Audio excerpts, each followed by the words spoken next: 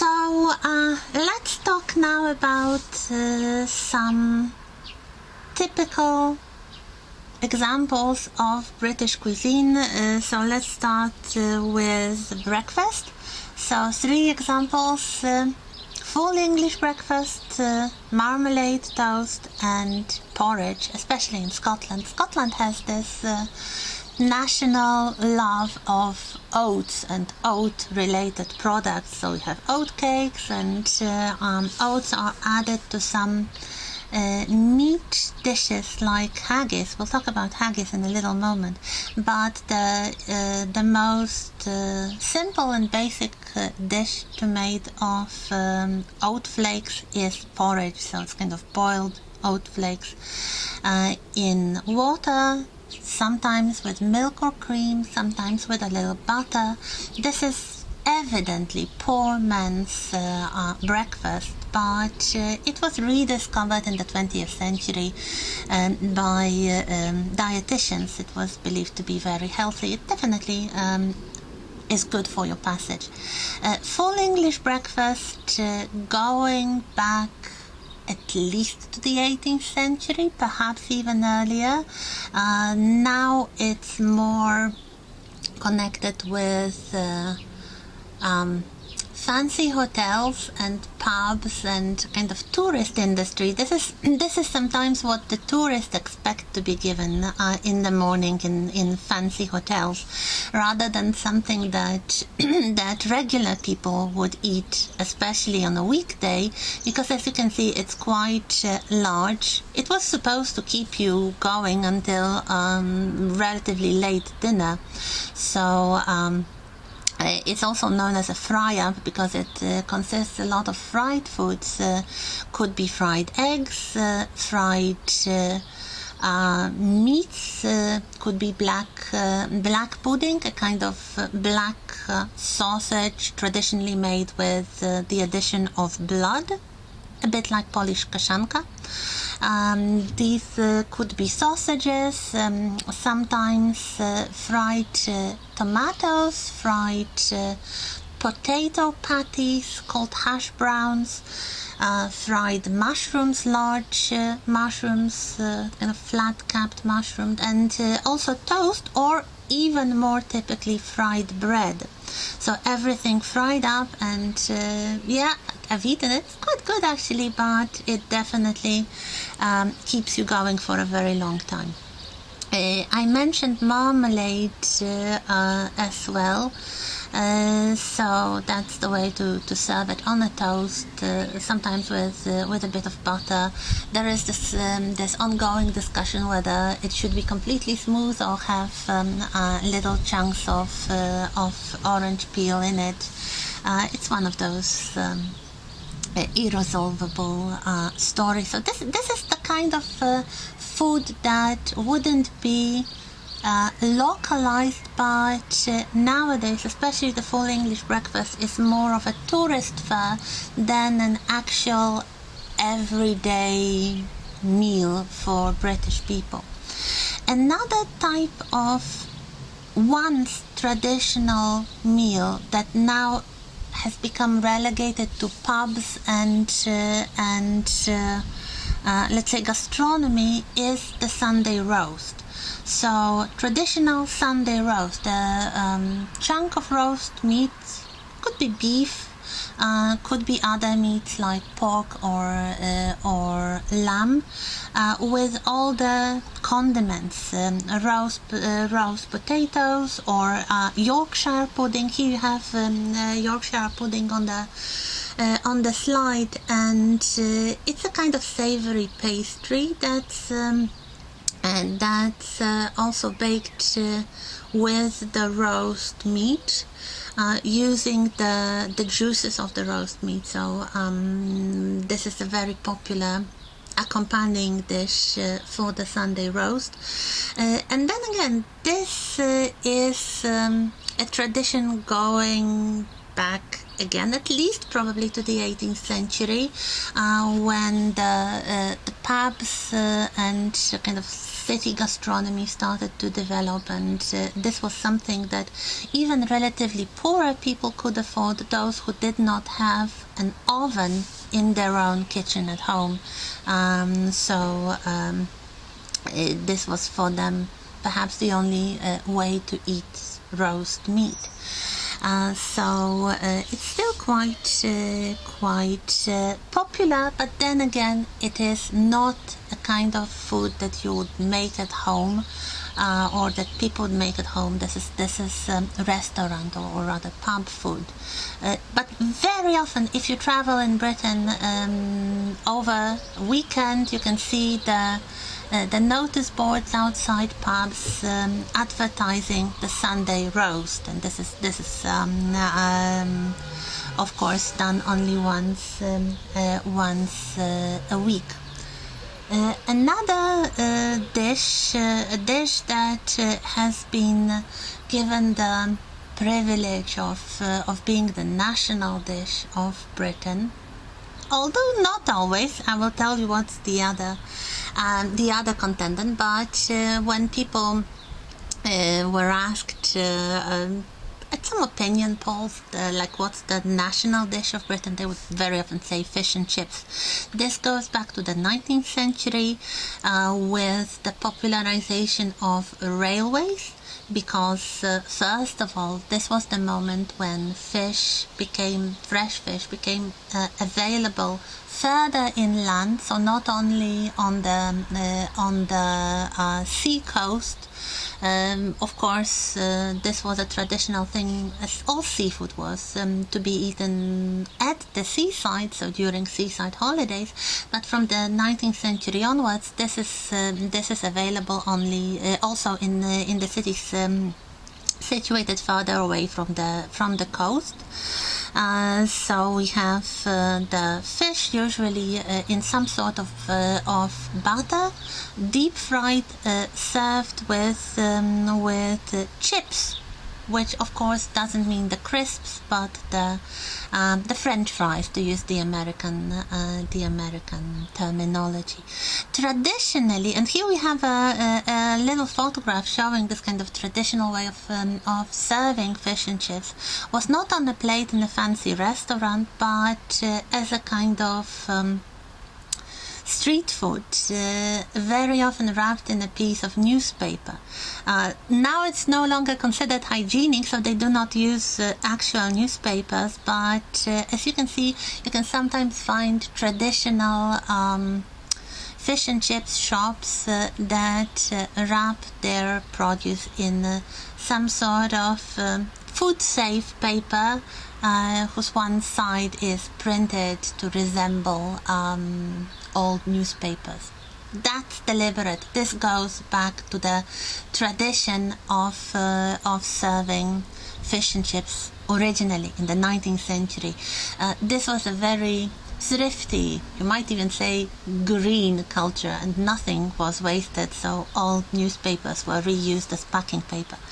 A traditional accompaniment, especially if you eat fish and chips on a plate, is mushy peas, so the kind of puree made of green peas. So again, something very typical, something that originally developed at the seaside together with the fish and chips, but very quickly in the 19th century, with the popularization of railway travel and of course very fast delivery of fresh produce like the fish that wouldn't really survive for a long time, this became popular in the cities as well. Generally, if we look at British traditional food, there is a lot of what you might call poor cuisine, the cucina povera, as the Italians would say. So poor people's dishes, very often available in pubs, so they now constitute kind of standard pub fare.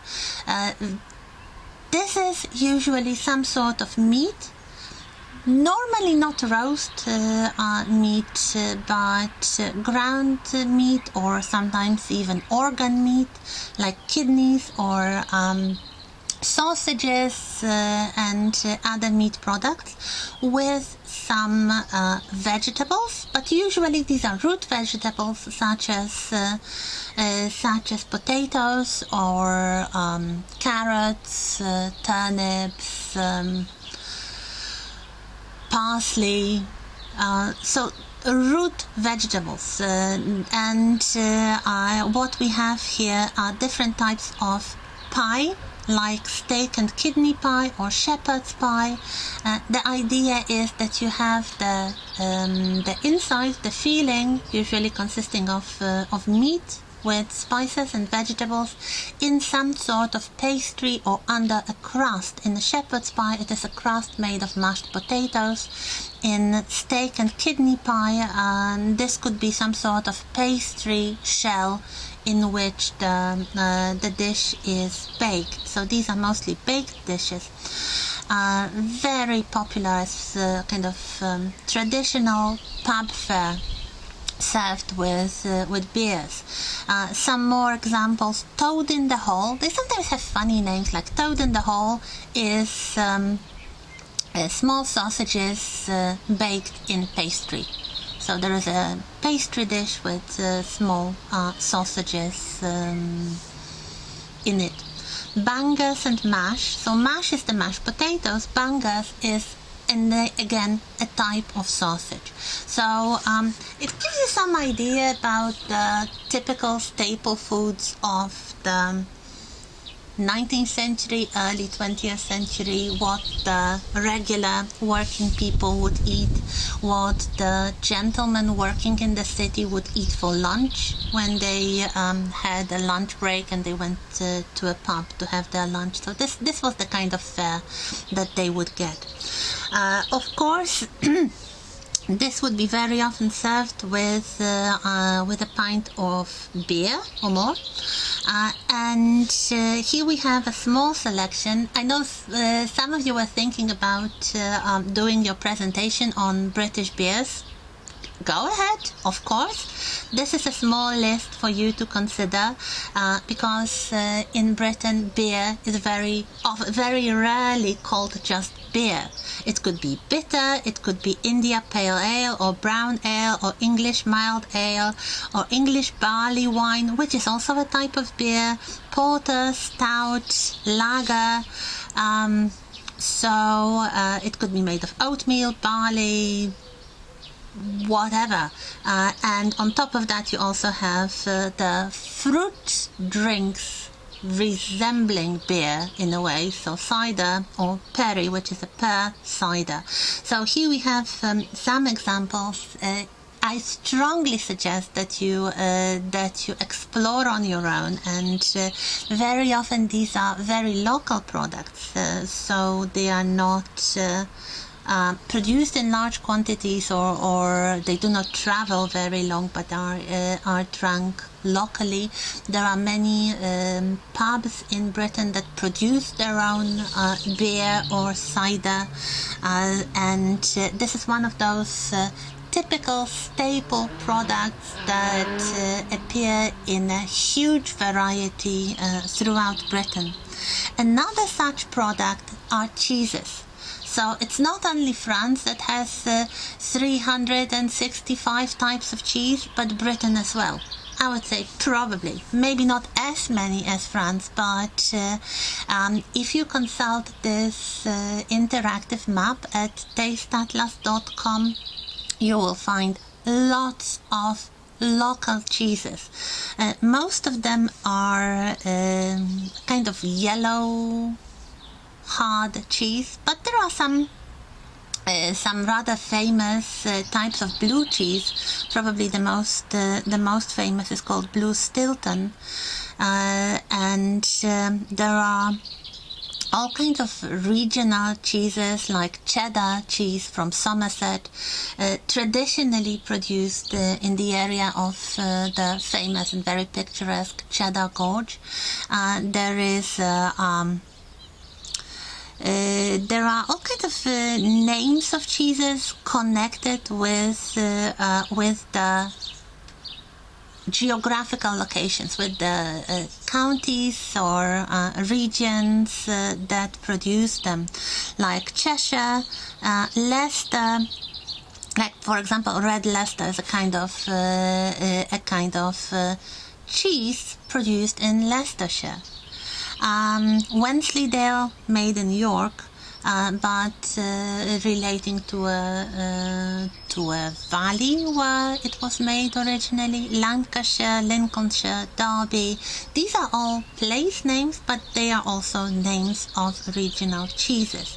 So this is again a type of product that is very typical for Britain, that has a long tradition, and that has been made in a lot of places, and some of these places are very proud of their kind of cheese. What else? Meat products. Sometimes it would be a product itself, such as Lincolnshire sausage or Cumberland sausage. As you can see here, we have examples. Cumberland sausage is apparently rather long, and it is served rolled in this kind of spiral and fried. There are other traditional meat products, such as black pudding, which I already mentioned. There is a white pudding as well, which is not a sweet dish, but a meat dish, but without the blood. So there are some tricky words like pie or pudding. They do not necessarily mean a dessert. They could, but they do not necessarily mean a dessert. So a pie is just as likely to be sweet and savory, like the pork pie here. Very typical, traditional English meat dish, usually served cold. It was so popular in the 19th century that it gave its name to a hat. So there was a pork pie hat which looked like this pork pie. So that's what you have. What would people eat at home? So what would be the equivalent of this cucina povera from the pubs that people would eat at home is quite similar. So basically some sort of cheap cuts of meat and vegetables. So what we have are some traditional dishes, which now of course can be found in pubs or restaurants, and they are sometimes even made fancy by fancy chefs, but they derive from very basic cooking of the working people, sometimes localized. Like there is this meat and root vegetable hot pot, typical for Lancashire, or another type of meat and root vegetable stew from Liverpool called scouse. So much so that the people from Liverpool are also sometimes called scouses, and this goes back to this typical dish, considered to be very typical regional dish, mostly of the working class. Some other variations: bubble and squeak, or hash. As you can see, very similar idea. Some sort of vegetables with perhaps sausage or cheaper cuts of meat. What? Either fried or made into some sort of omelette, like the bubble and squeak. And again, it's kind of heavy, but you have to remember this was poor people's cuisine, so it had to be cheap, it had to be filling, it had to be something that you can make easily and feed a large family, and especially the members of the family that were doing hard physical labor. Some funny dishes or perhaps scary dishes, something that perhaps still adds to this horror stories of British cuisine, like can you believe what they eat? I dare you to find even more shocking dishes, but what I would like to suggest are Stargazy pie from Cornwall, which is a kind of pie, so again the savory filling under a crust, but this time it's a fish pie, and to indicate it so that everybody knows it's a fish pie, the fish heads are sticking out of the pie. So it's like the fish are gazing at the stars. That's why it's called the Stargazy pie. It looks quite unusual. I haven't tried it. I would mostly try everything. There are very few dishes I wouldn't try. I just didn't have the opportunity. Actually, I haven't tried any of those, but maybe I would, even though some are strange, like the crisp sandwich. So 2 pieces of bread and the crisps, like the American chips, you know, the crisps from the packet, as a filling, or a chip butty. So the chips between 2 pieces of bread, so it's carbs and carbs. Very carby dish. I don't know. I try to limit my carbs, so maybe I would have just a little bite to have the first idea what it's all about. It's supposed to be like quintessential British working class dish. I don't know. Have you tried that? Would you try that? I found these things quite strange. And of course the famous, or rather notorious, Scottish delicacy, the deep fried Mars bars. So the Mars bars, the chocolate bars, dipped in some sort of dough, some sort of pastry, and deep fried. It sounds good. Haven't tried it. I would probably. I just didn't have the opportunity. But some people find it shocking. So, yeah. This is a moment to stop and ask yourself a question. What other shocking British foods can you think of? Or is tea with milk shocking to you? So, some more. There is, of course, a huge legacy of the colonial period and the British Empire. And here we come. That's the next contendant for the national dish of Britain.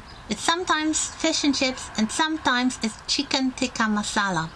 The Indian dish, or actually an Indian-inspired dish, popularized by the British colonial administrators in India. Very often when they retired, mostly in the 19th century, they would come back to Britain with some of their servants in tow, very often the cooks. Many of the British colonial administrators actually enjoyed Indian food, and they preferred the taste of Indian dishes and Indian spices to those traditional dishes that we have just discussed. So they popularized things like chicken tikka masala, which is a kind of dish served with rice. It's basically pieces of chicken in very spicy sauce, or kedgeree, which is again a kind of rice dish, which was especially popular at breakfast among the upper class British people.